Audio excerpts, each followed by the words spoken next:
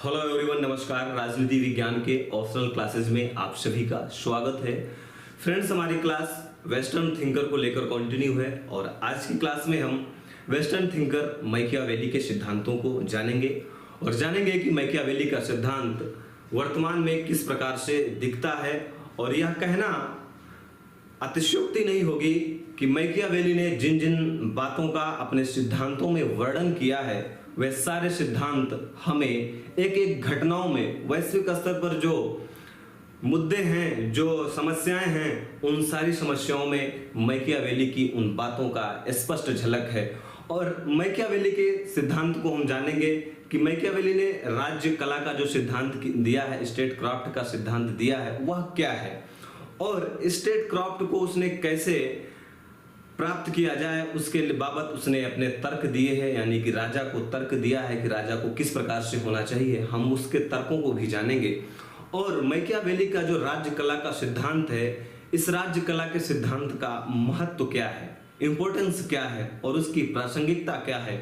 और फिर अंत में हम जानेंगे कि मैकियावेली के द्वारा दी गई राज्य कला सिद्धांत की वे बातें, जो बातें आलोचना योग्य हैं, जिनकी आलोचना की जाती है, ऐसे आलोचनात्मक पक्ष को भी हम जानेंगे। और अंत में उसका एक मूल्यांकन, यानी कि मैकियावेली के राज्य कला सिद्धांत का मूल्यांकन क्या हो सकता है, हम उसको भी जानेंगे। मैकियावेली के सारे सिद्धांत को हमारे देश के एक मशहूर कवि ने अपनी कुछ पंक्तियों में ही लिख दिया है। उन्होंने लिखा कि जब सिंहासन का राजा ही कायर दिखने लगता है तो पूरा मौसम हत्यारा दिखने लगता है। जब सिंहों की राजसभा में गीदड़ गाने लगते हैं तो हाथी के मुंह के गन्ने चूहे खाने लगते हैं। सिंहासन के मायने होते हैं सिंहों का आसन हो, सिंहासन के मायने होते हैं सिंहों का आसन हो, कायरता से दूर अटल संकल्पों का अनुशासन हो। यानी कि हम इन पंक्तियों में मैकियावेली के वे सारे सिद्धांत जान सकते हैं। उन सारी बातों को, उन सिद्धांत की सारी बातों का हम स्पष्ट रूप से झलक देख सकते हैं कि मैकियावेली ने अपने सिद्धांत में, यानी कि राज्य कला के सिद्धांत में किन किन बातों को कहा है। चलिए स्टार्ट करते हैं। और इस लाइनों में भी मैकियावेली के सारे दर्शन आपको दिखेंगे जब आप अभी इस पूरे सिद्धांतों को जान जाएंगे।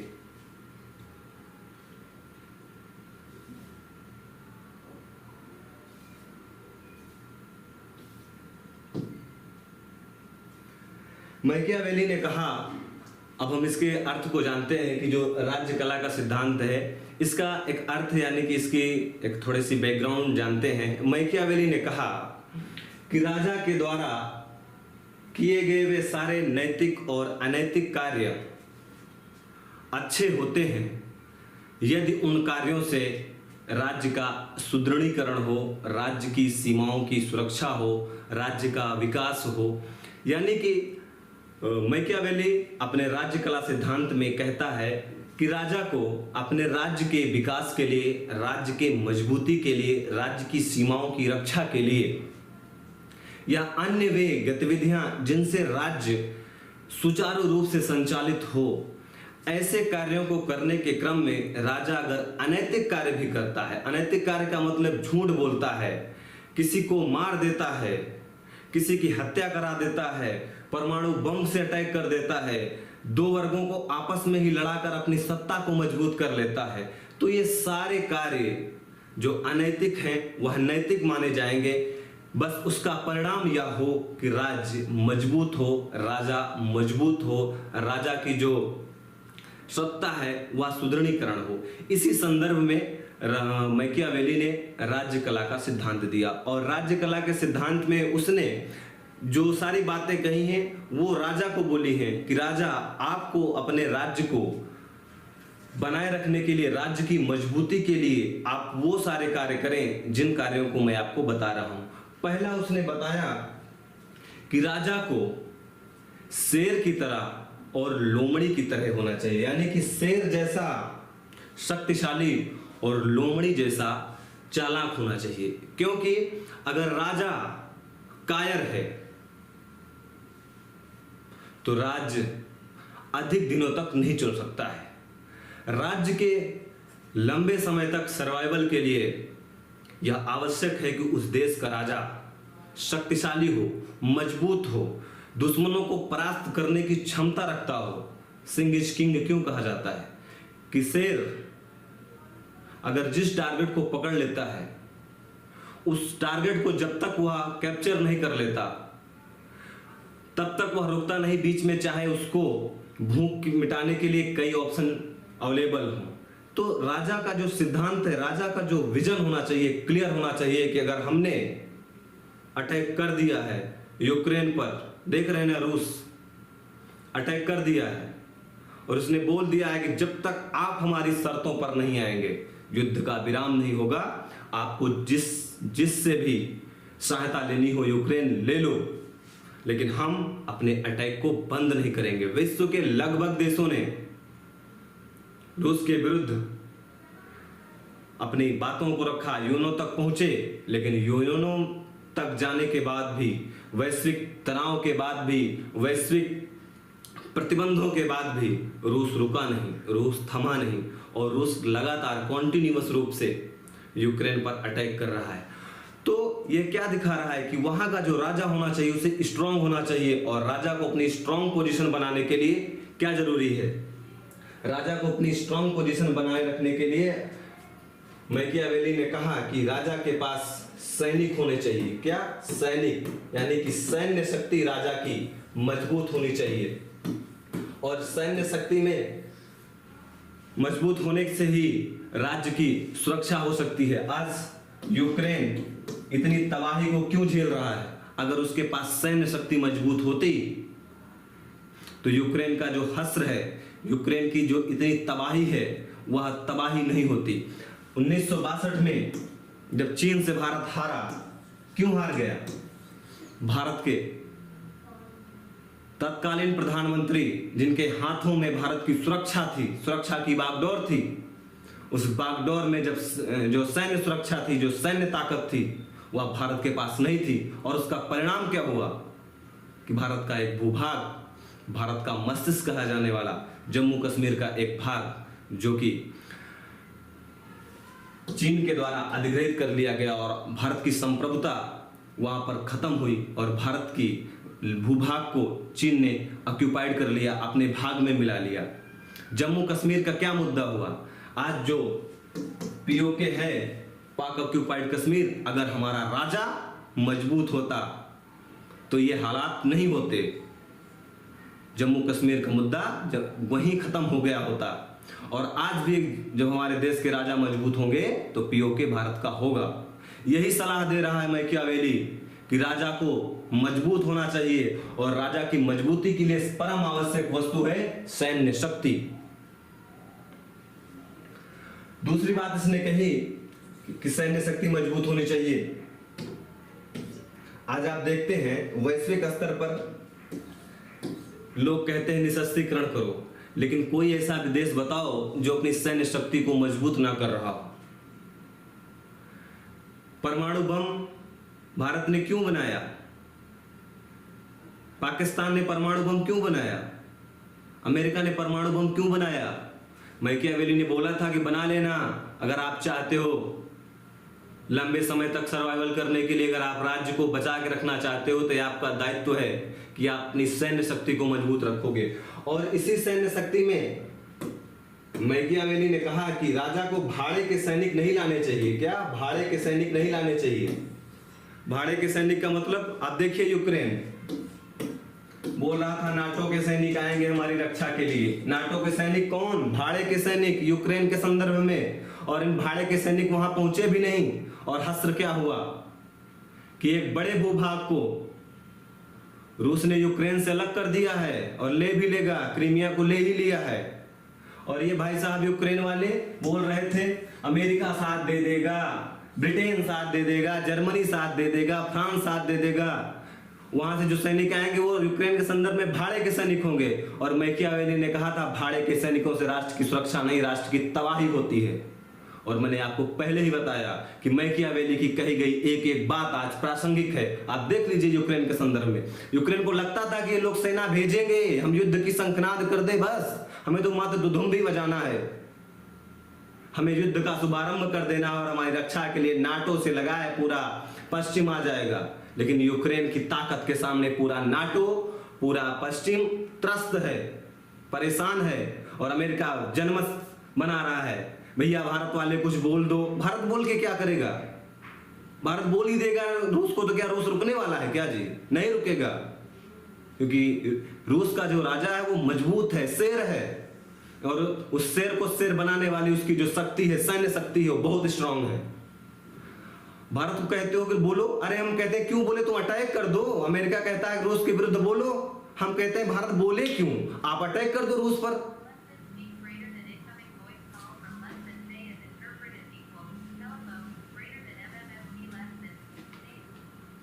10 मिनट जो क्लास ले रहा था बताओ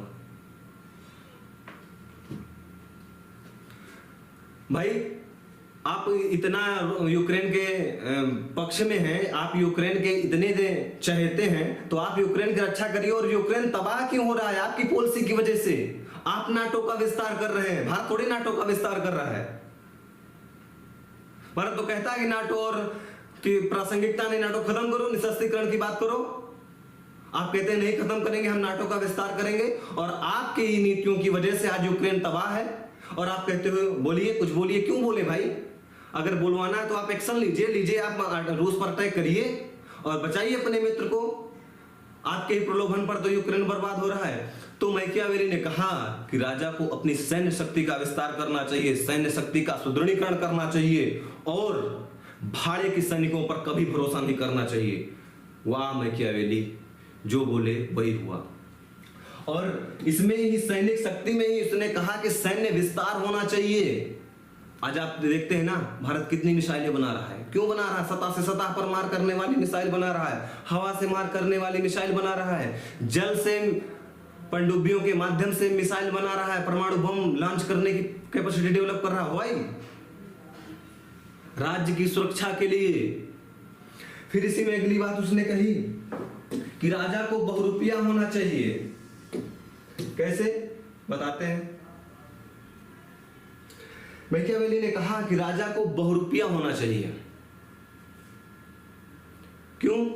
जैसे एक बड़े अच्छे गाना किसी ने लिखा है कि आपने ही बनाई ये हालत मेरी, आप ही पूछते हैं कि क्या हो गया। यानी कि राजा को जनता को त्रस्त कर देना चाहिए, जनता को तबाह कर देना चाहिए, और उसके बाद पूछे जनता से राजा कि कोई दिक्कत है क्या? इतना तबाह कर दो कि उसको 10 रोटी खाने की इच्छा है, उसको इतना परेशान कर दो कि अगर आप एक कण एक रोटी भी दो तो उसको विकास समझने लगे। वाह क्या विकास है। पेट्रोल का दाम 500 रुपए पर लीटर कर दीजिए और उसके बाद उसमें 50% डिस्काउंट कर दीजिए और बोलिए कि देखिए हमने 50% डिस्काउंट कर दिया। जनता भी समझे वाह मेरा राजा जो है कितना दयालु है, सीधा 50% कम किया। बहुरूपिया होना चाहिए। राजा को लगे कि हमारे सत्ता जाने वाली है तो कहीं ना कहीं, जैसे मान लीजिए जम्मू कश्मीर में ही कोई दंगा करा दो, कहीं चुनाव जीतना है, जान रहे हो चुनाव हम नहीं जीत पाएंगे, तो आप 2 वर्गों में दंगा करा दीजिए और दिखा दीजिए कि देख लीजिए इतना बड़ा दंगा हो रहा है, अगर हम नहीं रहेंगे तो कितना बड़ा दंगा होगा। बहुरूपिया। और उसके बाद वहां दंगा कराइए, उसके बाद वहां पर एक दल भेजिए, एक कमेटी गठित कर दीजिए कि इस दंगे की वास्तविकता का कमेटी पता लगाएगी। सारे उद्योग धंधे खत्म कर दीजिए और बोलिए कि हम सबको नौकरी देंगे, नए उद्योग धंधे लगाएंगे, जो उद्योग धंधे उनको बेच दीजिए। उसके बाद बताइए कि देखिए हम 500 नए उद्योगों की स्थापना करेंगे, जितनी कंपनियां हैं सबको डिस्ट्रॉय कर दो, बुलडोजर चला दो और उसके बाद 10 नई कंपनी बना दीजिए और जनता को दिखाइए कि देखिए हम आपके वेलफेयर के लिए, आपके रोजगार के लिए कंपनी स्थापित कर दिए हैं। अस्पताल जितनी हैं सब खत्म कर दो, अस्पतालों में दूसरे काम करो, अस्पतालों में होटल चलाओ और उसके बाद जनता को दिखाओ 5 नए अस्पताल बना के कि देखिए हमने आपके वेलफेयर के लिए, सोशल जस्टिस को इंप्रूव करने के लिए अस्पताल का निर्माण कर दिया। तो मैकियावेली ने कहा कि राजा को बहुरूपिया होना चाहिए, अंदर से एकदम खराब टाइप का राजा, और ऊपर से दिखाना चाहिए कि हम तो सिर्फ इसीलिए बने हैं कि इस मातृभूमि की रक्षा करेंगे, भारत के टुकड़े नहीं होने देंगे, और भारत के टुकड़े कराने के लिए पूरी कोशिश अंदर से करते रहना। ये किसकी सलाह है? मेरी नहीं, मैकियावेली की। फिर राजा ने कहा कि भाई मंत्रियों पर आंख मूंद कर राजा को भरोसा नहीं करना चाहिए। इसका मतलब क्या हुआ? आप देखते हैं वर्तमान संदर्भ में कहा जाता है, ऐसा सच्चाई भगवान जाने क्या है, कि मोदी जी मंत्रियों पर बहुत भरोसा नहीं करते। मंत्रियों पर भरोसा करने का मतलब ये हुआ कि मंत्री को जो डिपार्टमेंट दे दिया गया, अब मंत्री उसमें क्या कर रहा है क्या नहीं कर रहा है, मोदी जी से या प्रधानमंत्री से कोई मतलब नहीं है। नहीं, देश के प्रधानमंत्री जी एक एक विभाग को, एक एक मंत्रालय को देखते रहते हैं कि आप सही काम नहीं कर रहे हैं। मंत्रिपरिषद का विस्तार और मंत्रिपरिषद में परिवर्तन क्यों हो रहा है? मैकियावेली ने कहा था कि मंत्रियों पर आंख मूंद कर भरोसा मत करना, कि जिसको जो मंत्रालय दे दी वो 5 साल तक देते रहना। मोदी जी क्या कर रहे हैं? मंत्री बदल देते हैं। क्यों? इसीलिए मैकियावेली की सलाह है, क्योंकि मोदी जी को अपनी सत्ता को बचा के रखना है कई वर्षों तक। 2024 क्या, 2029 क्या, 2040-50 तक मोदी जी को प्रधानमंत्री बनना है। तो फिर मैकियावेली की सलाह को तो मोदी जी को मानना ही पड़ेगा, और नहीं मानेंगे तो फिर क्या होगा? जैसे पुरानी सरकार का हुआ है वही होगा। इसलिए मोदी जी कहते हैं मैकियावेली बहुत अच्छी सलाह आपने दी है, आपकी सलाह मैं मानूंगा, मंत्रियों पर भरोसा नहीं करूंगा। आंख मूंद के भरोसा तो करना ही पड़ेगा, आंख मूंद के। जैसे आपने देखा है ना रामायण में, जब भगवान राम पुल बना दिए लंका तक, तो रावण ने पूछा कि बताइए लंका तक पुल तो बन गया, आप क्या करें? तो उनके मंत्रियों ने क्या कहा कि महाराज आप टेंशन क्यों लेते हैं, आपने तो देवों को जीत लिया है, देवताओं को जीत लिया है, तो ये नर वानर क्या हैं, जीते उचित, तो ये इनसे तो आप जीत ही जाएंगे। इसीलिए मैकियावेली ने सलाह दिया है कि मंत्रियों पर आंख मूंद कर भरोसा मत करना राजा, आप हमेशा एक्टिव रहना। और इसी में अगली बात उसने ही कही कि राजा को मंत्रियों की सलाह भी माननी चाहिए। ये नहीं कि रात 8 बजे से सब बंद। अरे उस मंत्री से भी पूछ लीजिए जिस मंत्री के विभाग से रिलेटेड आप काम कर रहे हैं कि इसकी क्या प्रासंगिकता होगी, इसकी क्या इंपॉर्टेंस होगी और इसके क्या आउटकम होंगे। इसलिए नहीं कि आप प्रधानमंत्री हैं, कुछ भी रात 8 बजे से बंद कर रहे हैं, आप इमरजेंसी लगा दे रहे हैं। मंत्रियों को बाद में पता चल रहा है कि अच्छा इमरजेंसी भी लग गई। तो दोनों बातें कही है मैकियावेली ने अपने राजा को कि आप आंख मूंद कर भी भरोसा मत करना, नहीं राज्य खत्म हो जाएगा। मंत्री प्रधानमंत्री बनने की सोचेगा, सब मंत्री सोचते हैं कि हमारे आगे प्रधान लग जाए, इसलिए प्रधान ना लगे, इसलिए प्रधानमंत्री तुम एक्टिव रहना, नहीं जो मंत्री है वो प्रधानमंत्री बन जाएगा। आप एंशिएंट हिस्ट्री में पढ़ते होंगे कि राजा का मंत्री ही राजा को काट के राजा बन जाता था, एक नए वंश की स्थापना कर देता था। वही बात मैकियावेली ने कहा था, ये हस्र मत कराना। फिर आगे उसने क्या कहा कि राजा को सामाजिक हस्तक्षेप नहीं करना चाहिए। मतलब जो सामाजिक व्यवस्था है, कैसे बताता हूं। सामाजिक व्यवस्था में जैसे मान लीजिए विवाह है, विवाह क्या है? एक सामाजिक व्यवस्था है। समाज में मुस्लिमों की अलग तरीके से शादी होती है, हिंदुओं की अलग तरीके से होती है, सिख लोग अलग तरीके से करते हैं, ईसाई लोग अलग से करते हैं। अब मोदी जी बोल दें कि जितनी विवाह पद्धति है आज से भी लागू नहीं होगी, और रात 8 बजे में एक नई पद्धति बताएंगे, इस पद्धति से विवाह होगा, क्रांति हो जाएगी। इसलिए जो जिस तरीके से विवाह कर रहा है उसको वैसे विवाह करने दीजिए। मोदी जी बोल देंगे लव मैरिज बंद, ये सक्सेस नहीं है। कई बड़े बड़े अफसर फेल हो गए हैं इसमें, कई बड़े बड़े मंत्री अब फेल हो गए हैं लव मैरिज में। इसके बहुत दुर्गुण हैं। अब समाज में लव मैरिज नहीं होगी, अरे क्रांति हो जाएगी, सिंहासन डोल जाएगा। क्योंकि जानते हैं ना कि प्रेमी लोग किसी से डरते नहीं। इसी तरीके से अन्य सामाजिक व्यवस्था क्या है? अब मोदी जी बोल देंगे, सारे पंडित जी लोग वेद नहीं पढ़ेंगे, मंदिर नहीं जाएंगे, कोई भी मुस्लिम भाई अब मस्जिद नहीं जाएगा। ये क्या हुआ? सामाजिक व्यवस्था के तहत जो धार्मिक अनुयायी लोग हैं, जो समाज में रहने वाले धार्मिक अनुयायी हैं, उनमें आप हस्तक्षेप कर रहे हैं। अरे 1857 की क्रांति याद करिए, 1857 की क्रांति का तत्कालिक कारण क्या था? चर्बी युक्त कारतूस। चर्बी युक्त कारतूस हिंदू मुस्लिम दोनों लोगों को लगा कि जो चर्बी युक्त कारतूस है इसमें गाय की और सूअर की चर्बी लगाई गई है। गाय की चर्बी का मतलब हिंदू धर्म को समाप्त करने या हिंदू धर्म पर कुठाराघात है। और मुसलमानों ने सोचा क्या, वही मान लिया कि ये जो सूअर की चर्बी है, इस चर्बी से तो हमारा इस्लाम खतरे में है और इस खतरे को हम स्वीकार नहीं कर सकते, और इस खतरे को स्वीकार नहीं करेंगे तो इस खतरे को ही समाप्त कर देंगे। क्रांति कर दिए।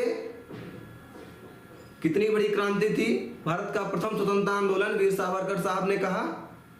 तो मैकियावेली ने कहा कि डियर किंग, आप सामाजिक व्यवस्था में जो सोशल स्ट्रक्चर है उसमें बहुत ज्यादा परिवर्तन करने की कोशिश मत करना, वरना आपका राज्य डामाडोल हो जाएगा, सिंहासन डोल जाएगा।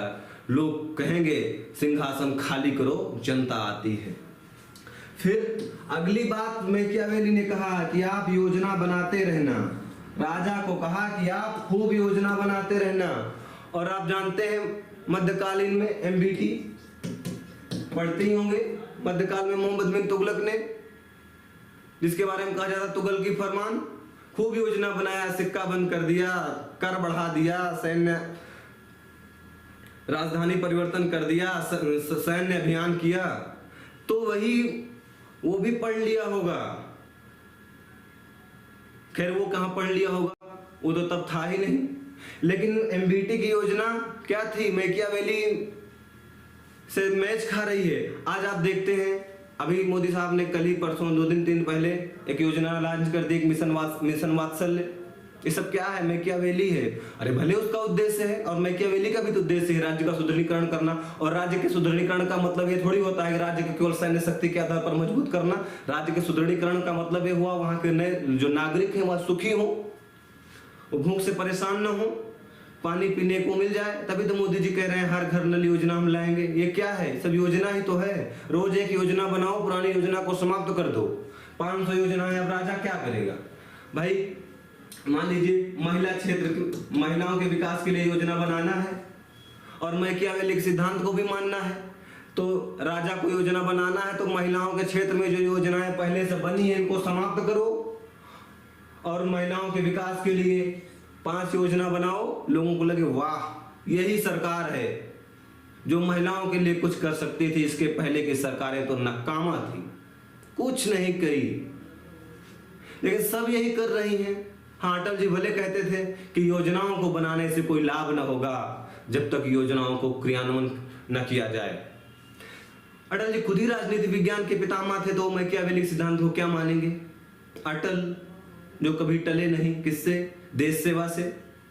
लेकिन अन्य शासकों को मैकियावेली ने कहा कि आप योजना बनाते रहना, हम ये करेंगे, हम वो करेंगे, हम किसानों की आय को दुगनी करेंगे, हम पढ़ने वालों को नौकरी देंगे, हम रोजगार करने वालों को रोजगार देंगे, हम महिलाओं को फ्री स्कूटी देंगे, हम महिलाओं को फ्री बस सेवा देंगे, पीने वालों को वो भी देंगे। तो ये सब क्या है? योजना बनाते रहिए कि हम चंद्रयान लॉन्च करेंगे, चंद्रयान लॉन्च हो या ना लॉन्च हो, लेकिन योजना बनाते रहो, सपना दिखाते रहो जनता को कि टेंशन लो मत लो, कोई काम मत करो, हम एक ऐसी इनकम लाने वाले हैं, बेसिक इनकम, जिसमें आपको 50,000 पर मंथ दिया जाएगा। आपको रोजगार करने की क्या जरूरत है? आपको रोजगार पाने की क्या जरूरत है? आपको पढ़ने की क्या जरूरत है? आपको स्टार्टअप लगाने की क्या जरूरत है? आपको 50,000 देंगे ना, खाओ पियो मस्त पड़े रहो, हमको वोट देते रहो। इस तरीके की योजना बनाते रहना चाहिए। किसने कहा? मैकियावेली ने कहा। फिर सबसे इंपॉर्टेंट बात बोली कि युद्ध की आशंका हमेशा बनाते रहो। मतलब लोगों में के जहन में ये डालते रहो। पाकिस्तान वाले क्या करते हैं कि हमको वोट दे दो क्योंकि हम ही हैं जो भारत से लड़ सकते हैं, भारत से युद्ध होने वाला है। जब आप देखते हैं चुनाव होता है तो क्या होता है, पाकिस्तान वाले पाकिस्तान में प्रचार करते हैं कभी भी किसी भी स्थिति में युद्ध होने की घोर आशंका है, ऐसे में आवश्यक है देश के पूरे नागरिक एकत्र हैं, भूख प्यास को भूल जाएं और बटन दबाना ना भूलें। बटन दबाने मतलब वोट देने को ना भूलें। और ऐसे में आप वेलफेयर भूल जाएं, क्योंकि वेलफेयर तो आपको मिल ही जाएगा, लेकिन राष्ट्र सुरक्षित रहना चाहिए।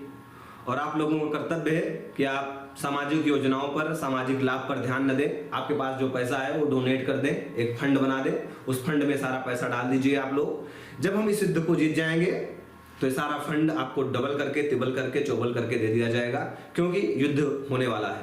तो ये कौन कहा, ये मैकियावेली ने कहा कि हमेशा युद्ध की आशंका बनाए रखो कि चीन से युद्ध होने वाला है। चीन वाले हमेशा आशंका बनाए रहते हैं अपनी सत्ता को मजबूत करने के लिए कि भारत से युद्ध होने वाला है, लद्दाख को ले लेंगे, अरुणाचल प्रदेश को ले लेंगे, जम्मू कश्मीर को तो थोड़ा बहुत ले ही लिए हैं और ले लेंगे, उत्तर प्रदेश तक चले जाएंगे। क्या है ये मैकियावेली का सिद्धांत है। और मैकियावेली ने सिद्धांत किसको दिया है, राजा को दिया है कि आप ये सब करते रहना, क्योंकि जब आप ये नहीं करेंगे तो आपका जो सिंहासन है वो डोल जाएगा। और सिंहासन तो डुलवाना नहीं है, सिंहासन से आपको हटना नहीं है, और आपको सिंहासन से हटना नहीं है तो आपको क्या करना है, युद्ध की स्थिति बना के रखिए। फिर अगली बात क्या बोली,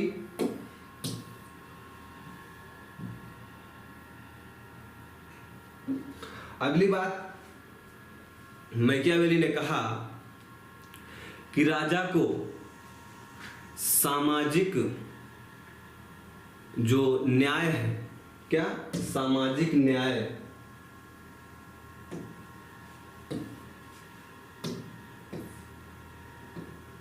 या सोशल वेलफेयर भी करते रहना चाहिए। यानी कि लोगों को आप कुछ देते रहें। जैसे आप देखिए मोदी जी ने फ्री राशन किया है, फ्री राशन क्या है, सोशल वेलफेयर है। क्योंकि आप युद्ध से माहौल बनाए रखेंगे कि युद्ध होगा, लोग कब तक देखेंगे ना, युद्ध तो हुआ नहीं। जब युद्ध हुआ नहीं तो राष्ट्रवाद कम, युद्ध के समय राष्ट्रवाद जग जाता है। तो आपको आवश्यक है कि आप अपनी सत्ता को स्थापित करने के लिए, सत्ता को लंबे समय तक चलाने के लिए जरूरी है कि आप वेलफेयर का भी काम करते रहें। आयुष्मान भारत क्या है, आयुष्मान भारत योजना जो चल रही है, गरीबों को फ्री में इलाज की सुविधा है, वे क्या है, ये सोशल वेलफेयर ही है। तो वृद्धावस्था पेंशन क्या है, वृद्धावस्था पेंशन क्यों चलाई जा रही है, लोग क्रांति न करें, लोग ये ना बोलें कि सिंहासन खाली करो, आपसे ना हो पाएगा। विधवा पेंशन क्या है, विधवा पेंशन क्या है, सोशल वेलफेयर है। हर घर नल जल योजना जो है वो क्या है, यही है। नौकरी देना क्या है, ये फॉर्म क्यों निकलता है यूपीएससी का, पीएससी का, इसके माध्यम से भी तो सोशल वेलफेयर हो रहा है। अरे भाई जो पढ़े लिखे लोग हैं उनका कल्याण किसमें होना है, अरे जॉब वॉब दे दो उनको कुछ, कि सबसे टीचिंग का काम कराओगे, सब मास्टर हो जाएंगे, सब तो मास्टर बन नहीं पाएंगे, और कितने मास्टर रहेंगे। तो कुछ मास्टर न बने, उनको नौकरी वोकरी दे दो। अभी आप देखते हैं मिशन वात्सल्य,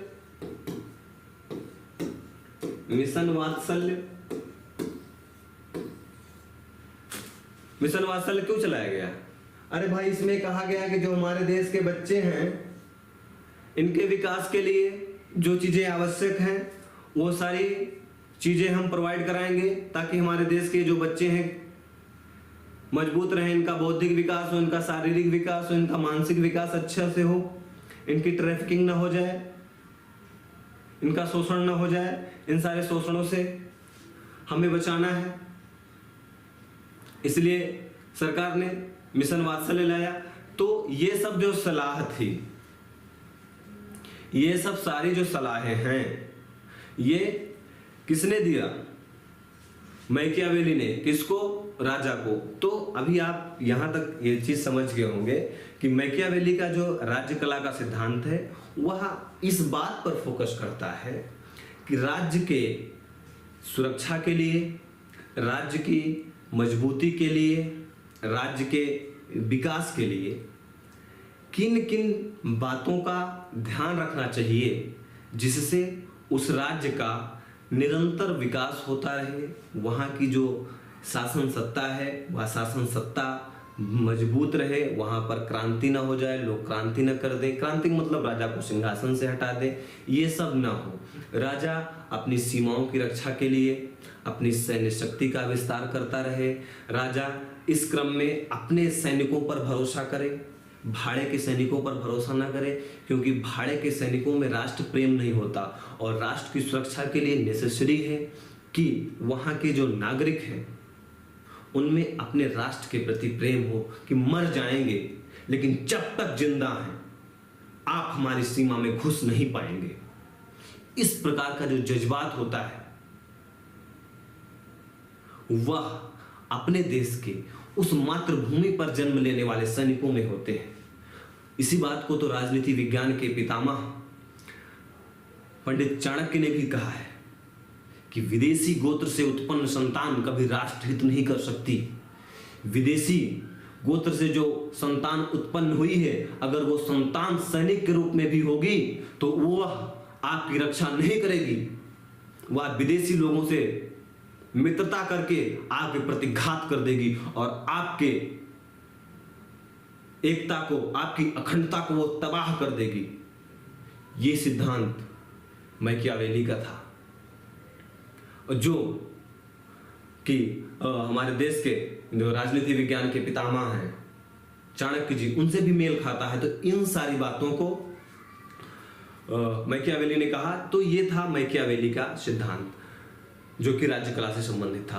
अब हम नेक्स्ट वीडियो में देखेंगे कि जो मैकियावेली है, मैकियावेली के जो राज्य कला का सिद्धांत है उसकी प्रासंगिकता क्या है, थोड़ा सा हम जान लेते हैं। बाकी जो पूरी प्रासंगिकता है नेक्स्ट वीडियो में जानेंगे। प्रासंगिकता क्या है कि प्रासंगिकता आज देखिए, यूक्रेन से विवाद हो रहा है रूस का, और रूस इस पर अटैक किए जा रहा है, उसको तबाह करते जा रहा है, उसके भूभाग को अपने अंडर में कैप्चर करता हुआ बढ़ रहा है आगे। अगर रूस की सैन्य शक्ति मजबूत होती तो क्या रूस से यूक्रेन डरता? नहीं डरता। डर भले नहीं रहा लेकिन भूभाग तो जा रहा है उसका। फिर इसी तरीके से प्रासंगिकता क्या है, देखिए भारत ने जब भारत चीन से हारा, उसके बाद चीन से लड़ने के लिए भारत ने अपनी सैन्य शक्ति का विस्तार किया। डोकलाम में बता दिया भारत ने कि 1962 के हम भारत नहीं है। चीन भी कहा चलिए बैठकर बात कर लेते हैं, हमको लगता है आप मजबूत हो गए हैं, हमको तो लगा कि आप की बार भी हार जाएंगे। भारत ने कहा ध्यान रखिए मिस्टर, 1962 के भारत नहीं है, 21वीं सदी का भारत हूं, दौड़ा दौड़ा के मारूंगा। परमाणु बम की धमकी पाकिस्तान बार बार देता था। हमारे देश के प्रधानमंत्री, रक्षा मंत्री, गृह मंत्री ने कहा फेंक दीजिए, देखते हैं तुम्हारा परमाणु बम कितना बड़ा है, देख लेते हैं। नहीं, जब वो धमकी हमारे पास परमाणु बम है, छोटे छोटे परमाणु बम है, हम टारगेट करके मारेंगे कि केवल हिंदुओं पर जाएगा, मुस्लिम, अरे वो तो यहां तक कह दिया कि हमारा जो परमाणु बम है वह मुसलमानों को क्षति नहीं पहुंचाएगा, जो भारत के मुसलमान है वो सुरक्षित रहेंगे। भारत ने कहा जरा मारो तो देखें, एक बार तो तुम केवल शुरू कर दो, तो जो अखंड भारत का हमारा सपना है हम उसको पूरा कर लेंगे। भारत ने बोल दिया कि करो अटैक, पाकिस्तान समझ गया अरे भाई ना, अब तो कह रहा करने के लिए नहीं। पहले हमारे प्रधानमंत्री कहते थे अच्छा अटैक मत करना, मिलकर बैठ के बात करते हैं। दक्षिण कोरिया को देखिए, सॉरी उत्तर कोरिया को, दक्षिण कोरिया, जापान, अमेरिका तक को परेशान किया है। अब तो उसकी ऐसी मिसाइल बन गई है जो अमेरिका तक पहुंच जाती है, पहुंच जाएगी। इसके पहले जब उसके पास मिसाइल नहीं थी, छोटी थी मिसाइल उसकी, तो अमेरिका कहता था कि तुम कुछ नहीं कर पाओगे हमारा, तो कहता तुम्हारा नहीं कर पाएंगे, चिंटू पिंटू को उड़ा देंगे। अमेरिका कहता चिंटू पिंटू कौन है? बोला दक्षिण कोरिया जापान। फिर अमेरिका कहता ठीक है मिल बैठ के बात करेंगे। ये किसके दम पर? इत्तो से है, लेकिन सबको परेशान किया है। क्यों? सैनिक शक्ति मजबूत है, सैन्य शासन सैन्य जो सामग्रियां हैं, हथियार हैं उसके पास है। जापान इतनी बड़ी इकोनॉमी, कुछ नहीं है जापान के आगे नॉर्थ कोरिया, लेकिन जापान के ऊपर से उड़ा देता है परमाणु बम, परमाणु मिसाइलों को उसके ऊपर से उड़ा देता है। और जापान कहता है भाई साहब ये क्या कर रहे हो? नॉर्थ कोरिया बोलता है आप देखते रहो क्या कर रहा हूं। तो ये सब चीजें आप देख रहे हैं ना, प्रासंगिकता है, सैन्य शासन, सैनिक शक्ति मजबूत करो। ऐसी बहुत सी प्रासंगिकताएं हैं जिन प्रासंगिकताओं को हम नेक्स्ट क्लास में देखेंगे। तो आज की क्लास यहीं तक, धन्यवाद।